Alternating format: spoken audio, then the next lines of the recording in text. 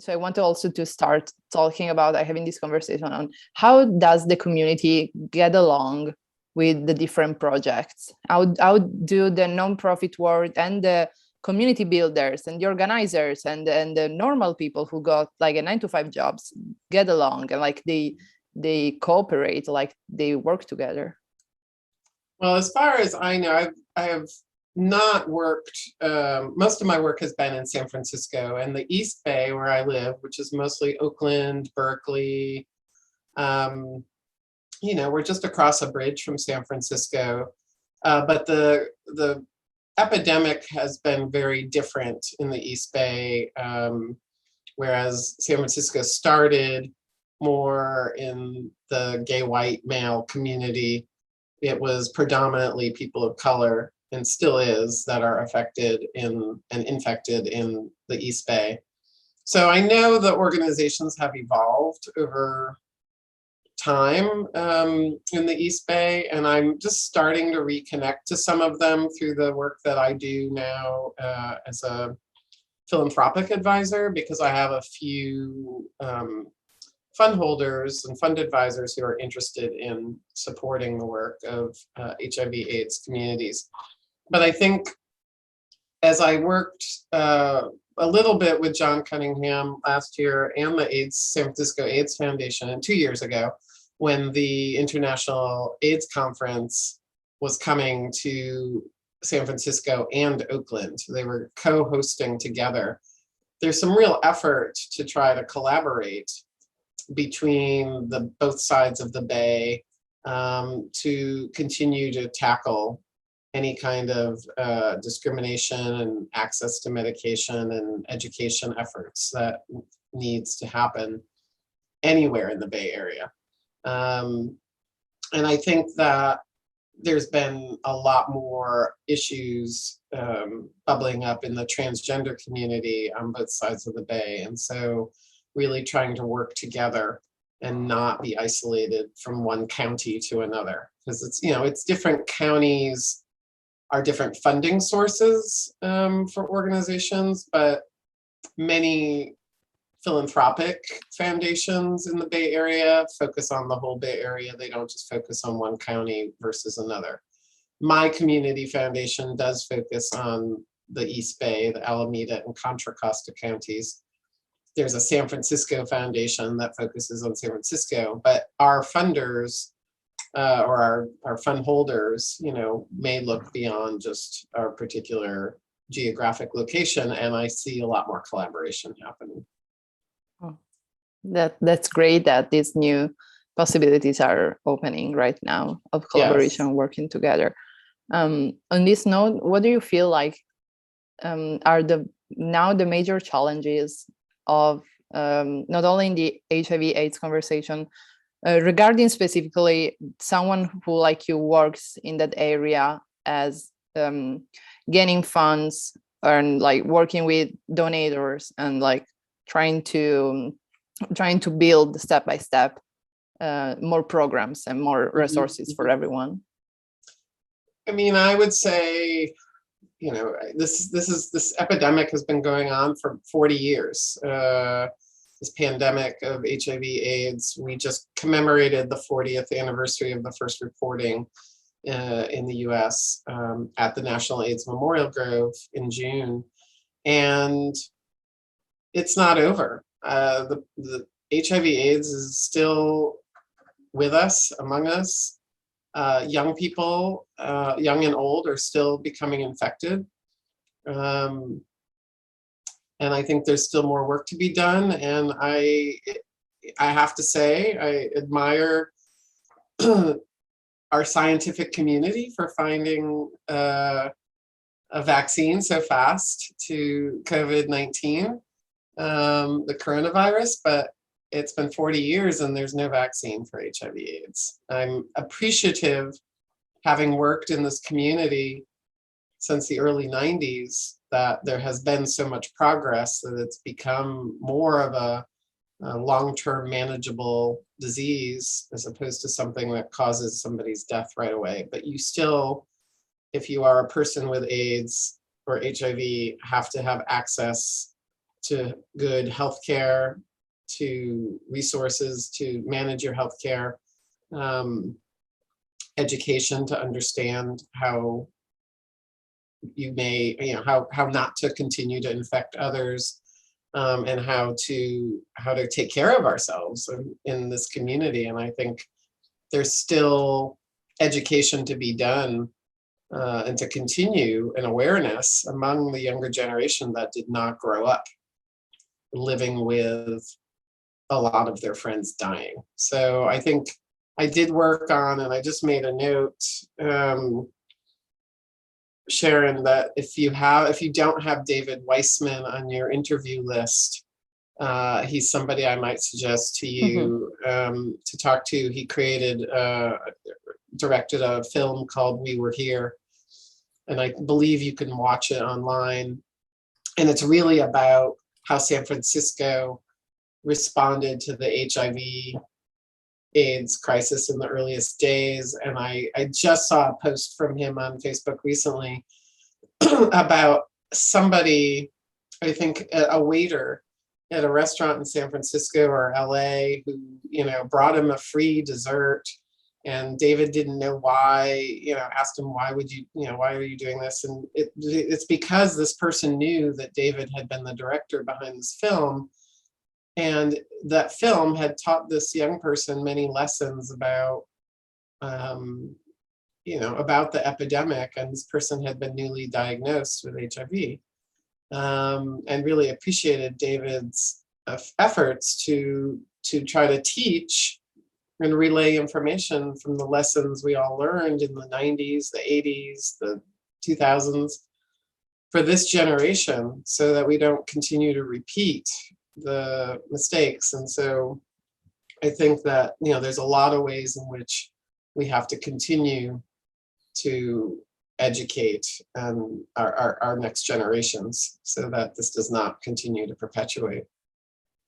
I definitely would love to interview him, and I will reach out to Nora and to our interns and whoever could.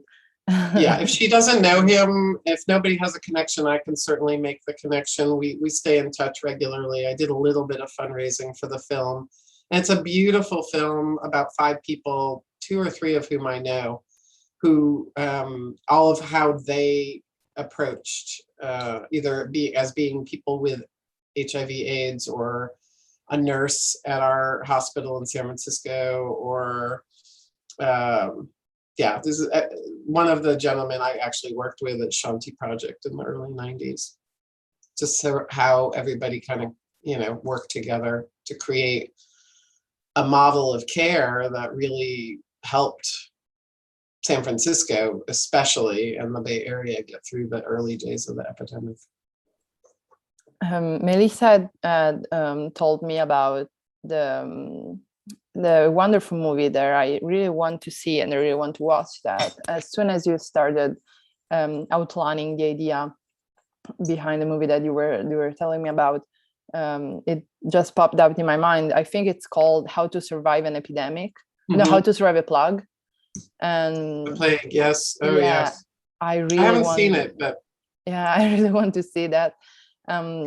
Also, we're talking with John Cunningham. He also told me about that film and how the lesbian community stood up for the gay man community when it came to helping out and finding resources and helping, like pragmatically helping in supporting lives. And it was heartwarming, and it was I feel like in these times where so much gatekeeping is happening and so much polarizing in the society after the COVID-19 pandemic, yes, like thinking about those moments of support, of support within communities, it was like really heartwarming. And we got the chance to interview so many actors and so many not yet a director, I think. I may be wrong, at least not me, but I got the chance to interview Katie Cassidy and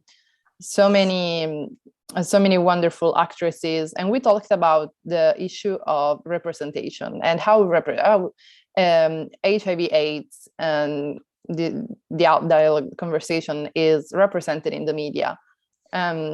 What are we getting right? What are we getting wrong? What my generation is actually understanding from all of those huge topics? Because I also talked about Rent and Philadelphia and so many wonderful. Yeah, Rent is my favorite musical of all time. So that may have had something to do with me applying it until. So I was really curious about, what do you think we are getting right in the representation, and what do you think we are completely misunderstanding when it comes to artworks and books and feature movies and feature films that are related to the HIV conversation? Oh, that's a good question. I think it's great that through the art world, the memory of many great artists who passed early on in the epidemic. We lost so much talent in the 80s and 90s. So many people who had such deep artistic talent. So I think continuing to remember the people who shaped our artistic world, who were bold, who were not afraid to be out and gay and proud. I think in today's art, I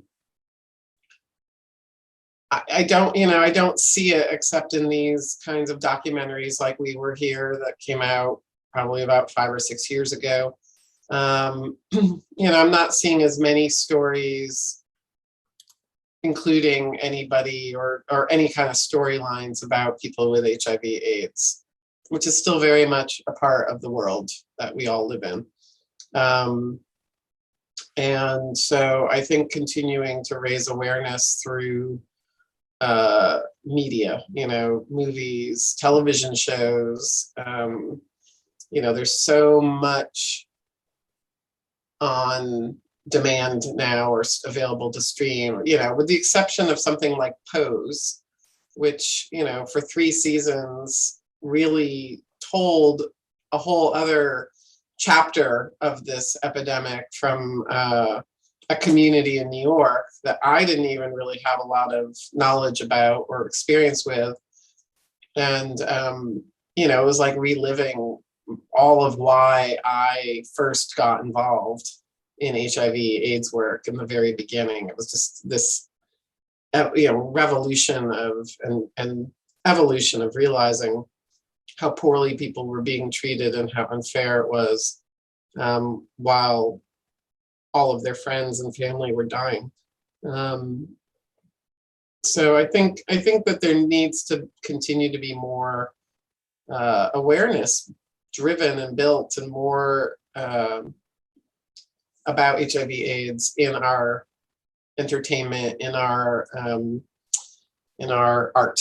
I think that we can't forget. We can never forget what's happened, and it's not over. I think it's not. From the fundraising perspective, I know we talked a little bit by email. It's definitely still, and I was fundraising for HIV/AIDS things. Various organizations up through 2019, and I just did a project with the National AIDS Memorial, around creating a space in the Memorial Grove for a friend who passed away recently. When it's very personal about people, I think that National AIDS Memorial Grove in particular, and the National AIDS Memorial Quilt are 2 things that will continue to live on when this epidemic is over, and help teach the lessons to our world about what happened, and to never forget the people that we lost. But I believe, based on my work with other nonprofit organizations before I jumped into the East Bay Community Foundation, HIV/AIDS is not as sexy to funders. It just doesn't. It's not as much of a urgent. It's not as urgent as it used to be, and yet it still is. And there's cofactors like hepatitis that are working their way in, and being dealt with by organizations that have mostly been focused on HIV/AIDS, and now hepatitis is another cofactor, another disease that many people, are suffering from both. So I think from fundraising, it's gotten a little harder to find the funding. There's definitely some steady long-term funders, especially in the pharmaceutical space, where pharmaceuticals are building the drugs that are necessary to help keep people with HIV and AIDS and hepatitis, able to live a longer life and hopefully healthy life, but they still are infected. I understand. I see how maybe it will be a strong word, maybe a little bit dismissed the HIV/AIDS conversation has been in the last years, in the last decade, even more. And how compared to, we often do this comparison here during the interviews with the last COVID-19 pandemic and with the epidemic that has been going on for 40 years now, and how people they still consider COVID as something relatable near our daily lives, and while HIV seems so far away, and there is something more. There must be something more behind the willingness to give, to help out.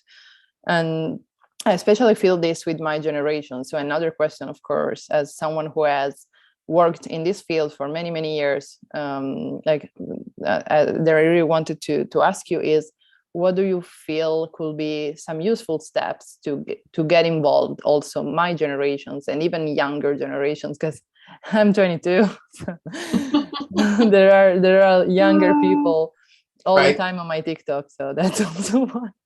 I understand. What can we do to get also younger, younger students and younger people involved in this conversation?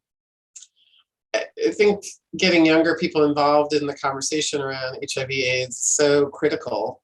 And I think it's looking to the younger generation to see what appeals to them. As you just mentioned, TikTok, which is something I see on occasion and think it's kind of cute and funny, but it's being used as a tool to relay messaging on all sides of issues, on what I would call the right side, or the side that I agree with, and then on the other side. I mean, I remember hearing a report not that long ago on NPR about how social media by celebrities would affect people to whether they should get the COVID vaccine or not.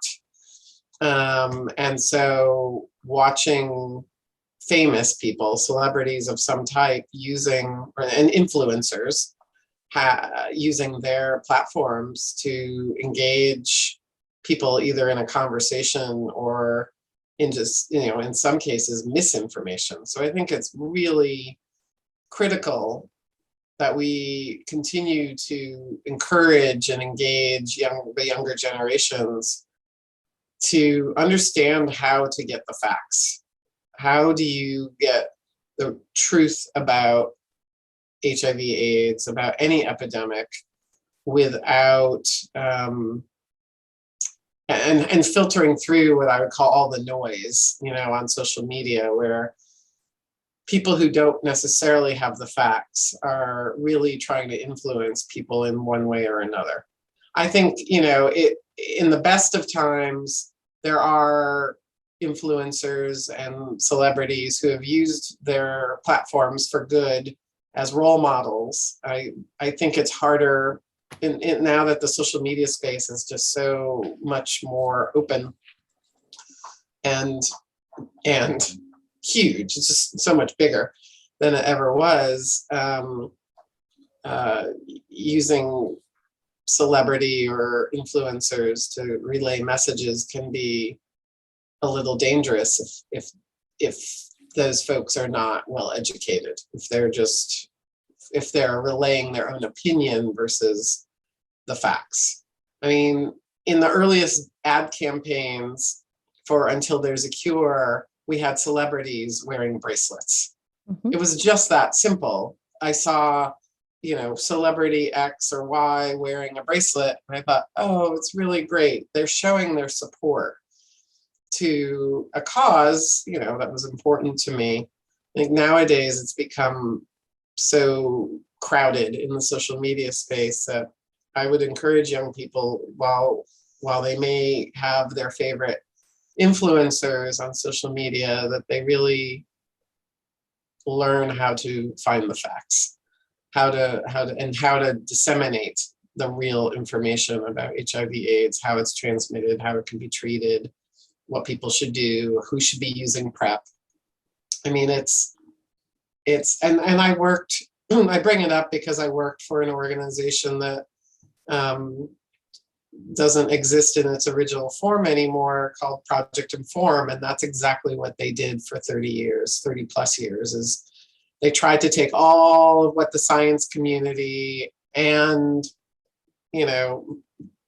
people who spoke out on various issues, to take all of what was out there and distill it into something that was really easy to digest and understand for people who would take the time, a little bit of time, about how PrEP works, how to get tested, why getting tested is important. Also just encouraging young people to learn how to take care of themselves, how to have the kinds of conversations that you need to have with sexual partners. People of all ages need to be able to learn that, but, to not put yourself at risk with people in very intimate situations if you don't know their status. And if you're not using any kind of protection. I think that, plain and simple, it goes back to being able to protect ourselves from being infected. I totally agree. Do you feel that comprehensive sex education, like sexual, and we also say this, I think this is something more common in Italy, like education to emotions, like learning how to deal with your emotions and your feelings. And in general, do you feel like a more comprehensive sexual education in schools, for example, in high schools, will be beneficial when it comes to working with younger generations and having these conversations, and also working with communities? Because the first thing that comes up in my mind, especially for after the work here at Until, is working with Planned Parenthood and hoping that it gets the funds that it needs to function. So right.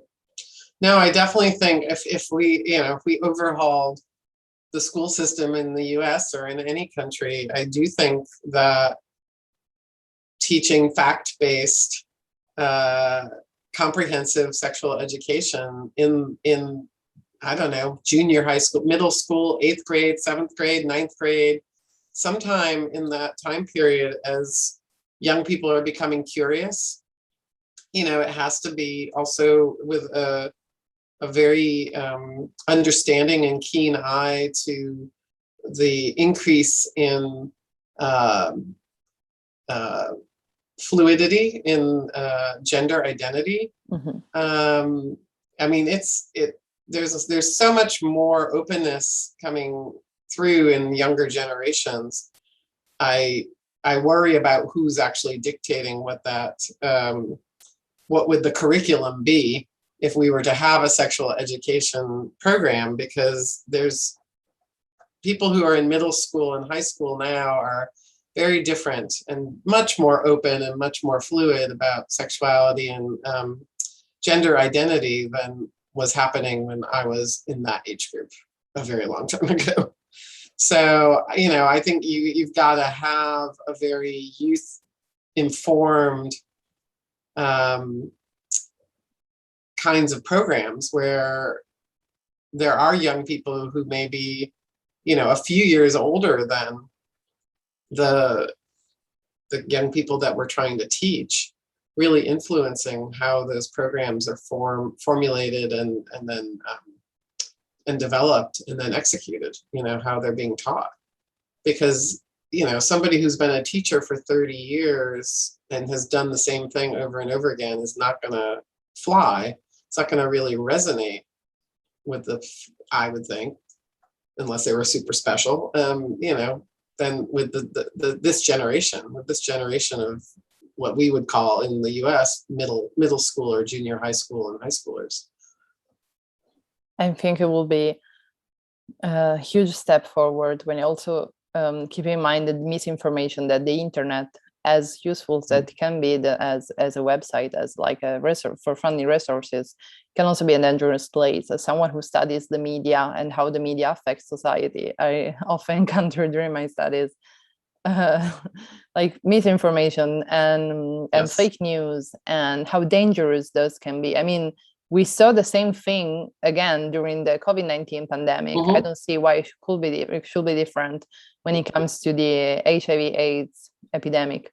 And right. Well, and I'm sure John talked about, I mean, in San Francisco, especially, or the Bay Area, it felt like so many of us who've been working in HIV/AIDS and or who have HIV/AIDS felt like we had a huge round of post-traumatic stress disorder going through this epidemic and pandemic, because it just, and I know that World AIDS Day last year was very focused on that. The programming that the National AIDS Memorial did was really pretty amazing. And for me, having worked in the community, really started volunteering in the late 80s in Boston, and then continuing in full-time work in fundraising for various HIV/AIDS nonprofits in the early 1990s and into a few years ago.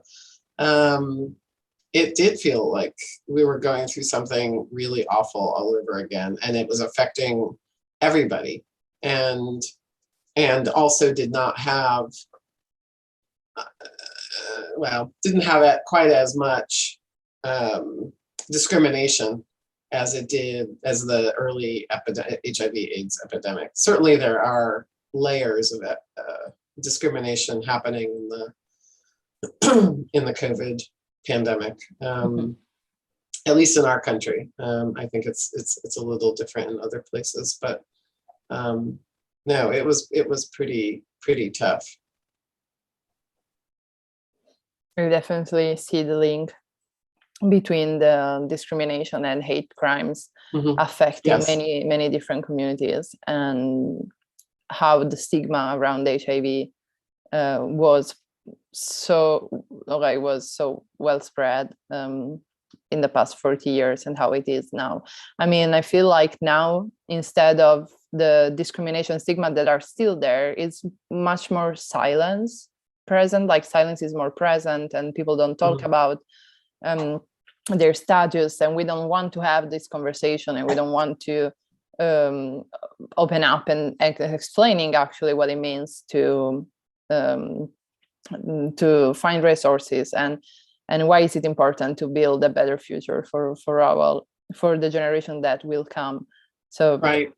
I really wish there was like a better way of informing and people. I really wish that people could start talking more about this, because we definitely haven't overcome anything. I mean, the situation definitely drastically improved with the quality of life, with the access to treatment, with the healthcare that is provided, and with the community builders that are working day and night to make this, to make the option of living a long and healthy life either way.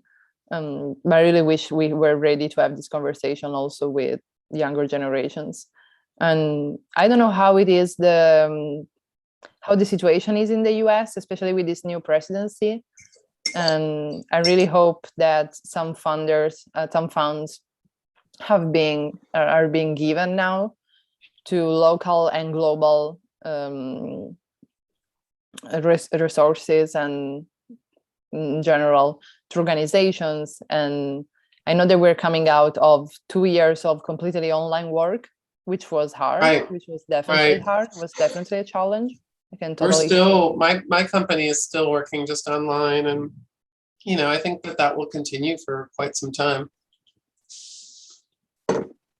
I definitely see that. I don't know, I may be remembering wrong, but I felt like I feel like we definitely covered this also in another interview on how hard it was for people that were committing their time, who dedicating their time for their community to switch completely online, and how many people we lost during this, during the quarantines, the many quarantines that we had, and how hard it was then to get back on track, to engage people again, to find the motivation to actually keep, of course, with social distancing and masks, to actually come back to the community and to work together. So I definitely feel that this was a huge challenge for everyone involved in this conversation. Yeah, I see that just in very casual conversations that I'm having with my colleagues about, we're all starving for, we're all fundraisers. So we're all, social animals, and very much anxious to be in a room working together, but only under certain circumstances. And I think this is where it's going to get really hard to figure out how to build teamwork again in this new world of, well, we might have to wear masks at the office if not everybody is vaccinated, and the various layers of this pandemic, and the different people's understandings, different people's experiences and comfort levels. So yeah, I'm, as a consultant for many years, I'm used to working home alone, at times. And, it started to do way before the pandemic, a few more Google Hangouts, so I didn't have, because the traffic is so bad in the Bay Area. It's like, if I have to spend an hour to get to a meeting and then an hour getting home, and they have to pay for it, it's just a waste of time and money. So, but now there's so much work to be done together. And it's one of the things I've appreciated about the AIDS Memorial Grove is it's always, even in the pandemic, it was a place for some of us to meet, socially distance, and have a picnic and be in community. And I think slowly but surely, as things start to, I can't even imagine coming back to normal, but, people, activists, everybody will start to come back to working in person and continuing the kind of work that they've been doing for years.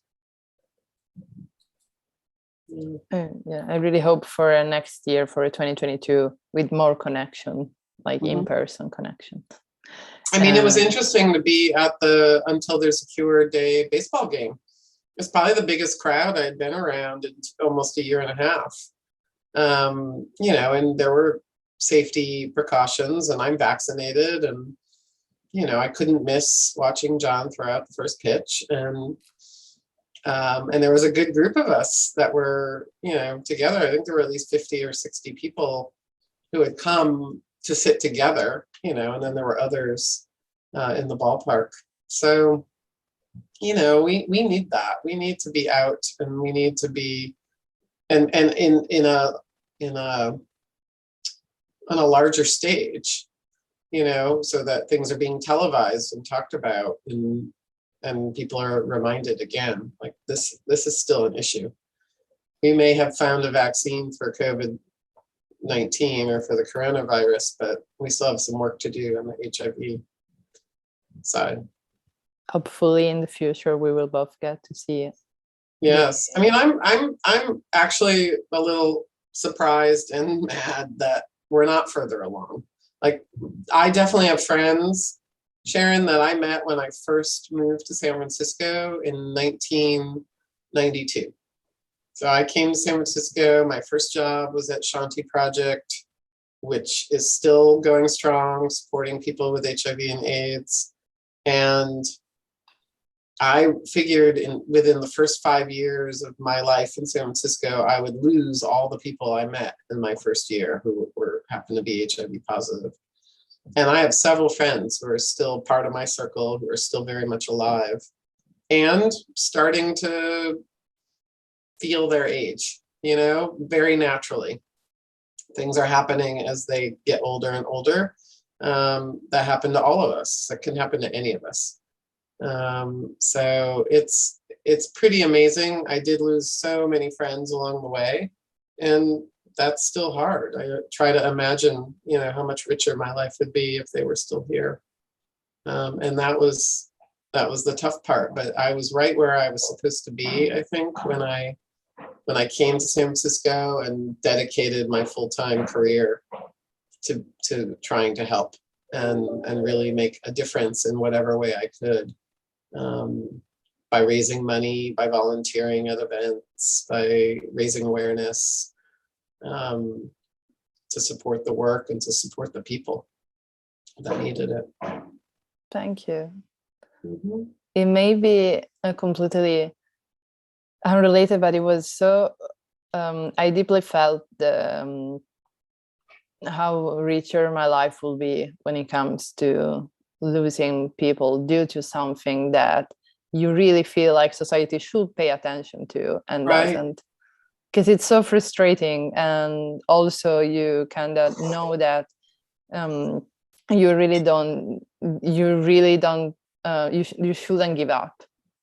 If not for us, at least for the future generation, for our sons and daughters that will come in the future, and for all the people that will walk or on the path that we have traced. And on this, my signature question is, what is a quote or a saying that you live by? And especially with the last thing you said, I feel like this is the right moment to reflect on that. This is a quote, or a saying that I live by. I'm cheating, and I'm looking at my bulletin board where there are no quotes. Maybe a song. I think that my North Star is what I would call it. My North Star is to continue to do things in my life that can help make the world a better place, and when I leave this planet, that I will feel like I've made a difference. I know that that's a quote from somewhere, someone, more eloquently stated, but that we only get one chance on this planet, I believe. Maybe I have had other lives. Maybe there are other lives to be lived ahead, but for this particular moment in time, I moved away from a pretty lucrative financial management career to do something that gave my everyday meaning, and that made a difference in so many people's lives, that my life is just so much richer for doing that. And the kinds of people who are in my circle of friends and that I've gotten to work with over time, it's just immeasurable. And anytime I meet somebody new who starts to get to know the circle, it's funny because I brought a friend to the National AIDS Memorial in June when we were commemorating the 40th anniversary. And when we were on our way home, his reflection of just kind of watching both what was happening in the Grove among our community and among our politicians who were there, and corporate funders and longtime volunteers, founders of the AIDS Memorial Quilt, founders of the Grove, and how I was a part of that. I think I don't do it for recognition, but just knowing that what I feel by being a part of that community, which makes me happy and makes me fulfilled, is for real, and that and I will continue to do that. I mean, there's no stopping me now. I've been doing this for so long, I don't know what else to do. And it may not, I'm always going to be part of the HIV/AIDS community, but I'm going to continue to try to do good in my my little town of Oakland, California, and to continue to try to do good things here as well. And we're deeply grateful that you're doing this, and you will continue to do, and we will continue to do that. Yes, you too. I'm really excited to see more of Until There's a Cure, putting more, positive messaging and honest messaging out there. I know that, that organization, your organization, has had to go through a lot of changes. So over the years, and has adapted to what is needed in the HIV/AIDS movement, and is still very much a part of it, even if it's, started with two ladies selling bracelets and raised a bunch of money and granted a bunch of money, and now, there's still lovely things to purchase and help support the cause, and yet there's so much more going on, and I really appreciate all you and Nora and the rest of the team have been doing. Thank you. I can't wait to see the National AIDS Memorial. Yes. Like maybe after. Will you come to the United States? I really want to, because I really want to see it. Because also talking with John Cunningham, he was like, "Please, you have to see it. You have to see it. Like, you really have to come here." It's beautiful, and if you can, I'm pretty sure World AIDS Day will be virtual, from now on, or for a long time. There may be some in-person gatherings, but that it will also be transmitted in a way that it is an international day. So definitely try to tune in if you can. Then although you don't, there was some film from the actual Grove. It's just a very special place, and it continues to grow and change and be the respite that we all need, and the reminder that we all need after 40 years of living with HIV/AIDS in our community. I will definitely reach out also to the contact that you suggested us, and we'll watch the movie, or the movie is also possibly a plug. I believe it's streamable for free, because I think David has really pushed for it to be accessible as an educational tool. Everybody who's highlighted in the film, is my age or older, in their mid-50s or later. But, to really hear through their stories, their storytelling, what was happening when they were your age, and some younger and some older. It's just pretty incredible. And I think it gives people who did not grow up in that era and who did not grow up in San Francisco a very clear picture of how tragic and how devastating it was.